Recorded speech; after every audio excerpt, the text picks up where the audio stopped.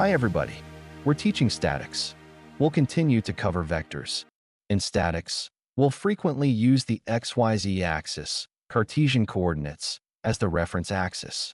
We will call the projections of a vector on the XYZ axis the rectangular components. Any vector is equal to the sum of these rectangular components. The Pythagorean theorem holds between them. In other words, the magnitude of v squared is equal to vx squared plus vy squared plus vz squared. A unit vector, a vector with a magnitude of 1 in any direction, is called a unit vector. A unit vector is unitless. Let's call the unit vector in the direction of any vector, u. If we want to find u, we can find it by dividing the v vector by the magnitude of v. If we want to find u given v, we use this relation. However, if we want to find v vector given u vector and the magnitude of v, then we use the relation on the right, the second relation. Vector v can be expressed as the product of the magnitude of v and the unit vector in its direction. We will denote the unit vectors on the XYZ axis set by ijk, respectively. This is how they are denoted in the literature. We will denote them this way as well. Any vector can be written in terms of ijk as shown in the figure. In other words, v vector is equal to the magnitude of vx times I plus vy times j plus vz times k. Direction cosines. We will denote them by the letters L, M, and N. We call the cosine of the angle it makes with each axis the direction cosine. We find the cosine of the angle between Vx and the x-axis as the adjacent leg Vx divided by the hypotenuse V. We will denote it by the letter L. We find the cosine of the angle it makes with the y-axis from the relation Vy divided by V. We will denote it by the letter M. We find the cosine of the angle it makes with the z-axis from the relation Vz divided by V. We will denote it by the letter N. Let's subtract Vx, Vy, and Vz from these relations. In other words, let's move V opposite side. We get Vx equals V times L, Vy equals V times M, Vz equals V times N. Let's substitute these into the expression for V in terms of unit vectors. Let's write V times L for Vx, V times M for Vy, and V times N for Vz.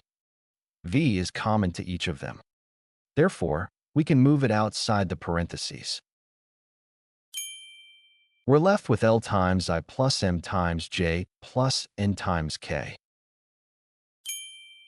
Now we know that any vector can be expressed by multiplying the magnitude of that vector by the unit vector in its direction. If we compare this with the last relation we obtained, we notice that the vector inside the parentheses is the unit vector in the same direction as v. So, the vector u is equal to L times I plus M times J plus N times K. The magnitude of u is 1, the unit vector. Therefore, the magnitude of the vector inside the parentheses is also 1. So, L squared plus M squared plus N squared is equal to 1 squared. So is equal 1. We said that we can determine the directions of a vector using angles. There's no relationship between these angles. In other words, the sum of the angles θx, θy, and θz doesn't equal any value. But there is such a relationship between their cosines. Using this relationship, if we know any two of these angles, we can find the third angle. We need three scalar quantities to define any vector. We can define any vector using three scalar quantities. That's enough for us. Three scalar quantities combine to form a vector according to a specific rule. Now, for example, if they give the magnitude of a vector and two of the angles it makes with the axis, that is, if we have three values, one for the magnitude and two for the angles, we can precisely find and know the direction and magnitude of this vector. Or, If we know the rectangular components, if they are given, then we know the magnitude and direction of the vector using this information, and we can find them. We can find its direction from the cosines of the direction and its magnitude using the Pythagorean theorem. Specifically, the vector may lie in the xy plane. In this case, of course, we know that it is perpendicular to the z-axis. We know that the projection of v onto z is 0. In other words, we know one of the three scalar quantities. Two scalar quantities remain. If those scalar quantities are also given, the vector is completely defined. For example, if the magnitude of the vector and the angle it makes with one of the xy axes are given, it means we know the direction and magnitude of the vector. It means they are given. Or, if the rectangular components vx and vy are given, then it means the direction and magnitude of the vector are given, and we can find them. We can find its magnitude using the Pythagorean theorem and its angle. For example, the angle it makes with the x-axis from tangent theta equals vy divided by vx. Let's continue with vector operations. We've previously covered addition and subtraction. Now let's examine dot product. When we multiply two vectors by a dot product, the result is a scalar quantity. There's also a cross product, which we'll cover later. When we multiply two vectors by a cross product, the result is also a vector quantity. Now let's move on to dot product. When we multiply any two vectors, p and q, by a dot product, the scalar quantity we obtain is found from the relation p times q times the cosine of the angle between them. The magnitude of p, the magnitude of q, and the cosine of the angle between them. This is the first alternative. Dot product is commutative. In other words, p times q is equal to q times p. It doesn't matter which one comes first. The order doesn't matter. If the order of p and q is reversed, the result remains unchanged. When we multiply p and q, we find the result from the relation above, p times q times the cosine theta. If we multiply q by p, if we interchange the positions of p and q, nothing changes because cosine minus theta is equal to cosine theta. The result remains the same.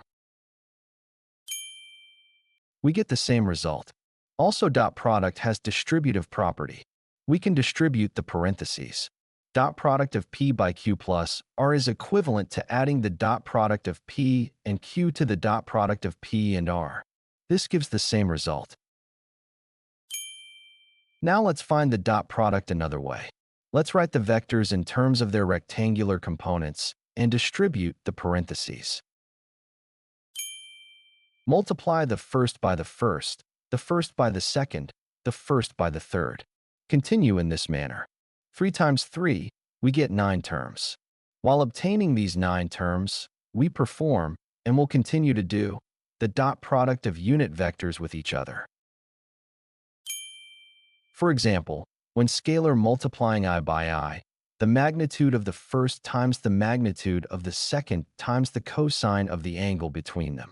The angle between I and I is 0, cosine 0 is equal to 1, and the magnitude of I is 1. Therefore, the result is 1. Another example, when scalar multiplying I and j, since the angle between them is 90 degrees, and cosine 90 is equal to 0, the dot product of I and j is 0. By performing 9 scalar multiplications in this way, we obtain 9 terms. Of these 9 terms, 6 are 0, and 3 are equal to 1. In other words, we are left with 3 terms. These 3 terms come from the multiplication of I and I, j, and k and k. They are pxqx, pyqy, pzqz.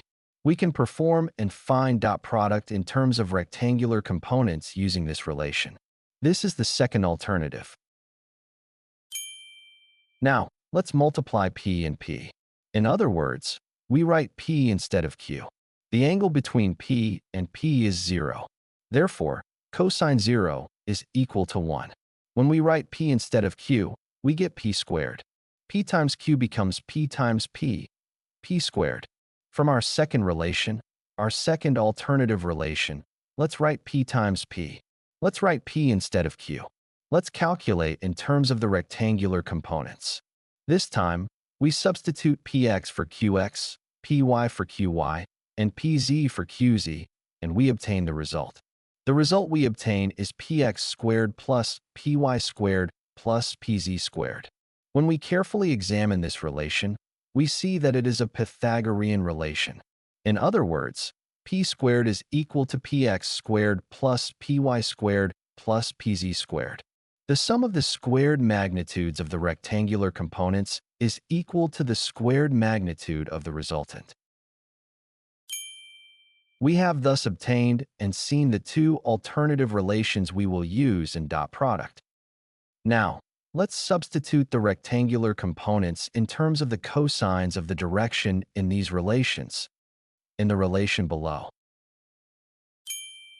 Let's continue by substituting p times L for px and q times L for qx, and etc. Here, p and q are common in each term and can be placed in parentheses. pq can be placed in parentheses. Let's place pq in parentheses and compare it with the first alternative equation above. Comparing these two equations, we see that the cosine theta above is equal to the sum of the reciprocal products of the direction cosines in the parentheses below. Furthermore, if we remove cosine theta from the first equation, we see that the dot product of p and q is equal to the ratio of the magnitudes of p and q to the product of their magnitudes. These two relations can be used to find the angle between two vectors. The angle between two vectors can be 90 degrees. The two vectors can be perpendicular to each other. In this case, their dot product is 0 because cosine theta equals 0. Cosine 90 is 0. This result is important. In other words, we can use this information to check whether two vectors are perpendicular to each other. If we're wondering whether two vectors are perpendicular or not, we perform their dot product. If the result is 0, we say that these two vectors are perpendicular. Therefore, we say that these two vectors are perpendicular. Or, if we know the cosines of the direction, we set the sum of the reciprocal products of the direction cosines equal to 0. We check whether it is 0 or not. If it is 0, it means these two vectors are perpendicular to each other. Or, if we know the vectors are perpendicular to each other, then we know that the sum of the reciprocal products of the direction cosines is equal to 0. Now, let's consider the first relation again. Let's move cosine theta next to p. Then, let's replace q with e.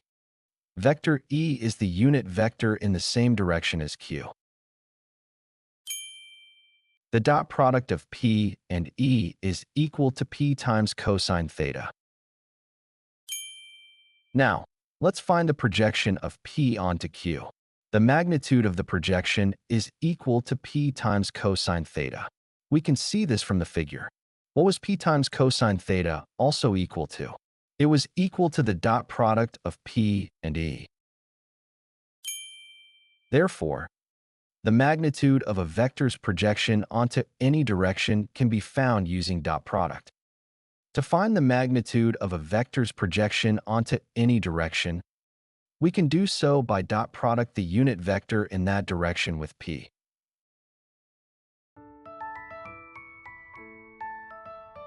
Goodbye.